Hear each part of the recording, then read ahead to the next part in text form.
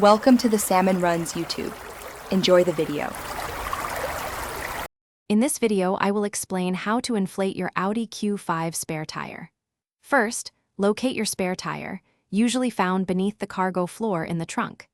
Carefully lift the carpet and remove any retaining mechanisms to access it. Always ensure your vehicle is parked on a stable, level surface before attempting any tire work for safety. This initial step is crucial for a smooth and secure process. Before inflating, check the current pressure of your spare tire using a quality gauge. The recommended pressure for most Audi Q5 temporary spares is around 60 psi, but always confirm this on the tire's sidewall or owner's manual. Gather your tools. A portable air compressor is ideal, or plan to visit a gas station with an air pump.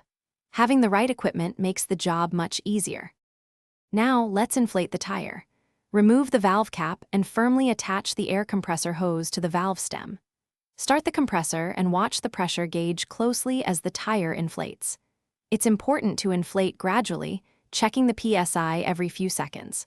Once the tire reaches the recommended 60 PSI, or your specific vehicle's requirement, disconnect the hose and replace the valve cap. After inflation, perform a final check of the tire pressure to ensure it's holding steady. This confirms there are no leaks and the tire is ready for use. Securely return the inflated spare tire to its storage compartment, making sure all retaining bolts are tightened. Remember, a properly inflated spare is essential for emergencies. Also, don't forget to check the description below for a link to some amazing darn tough socks and other great deals. Thanks for watching. Consider subscribing if we helped you.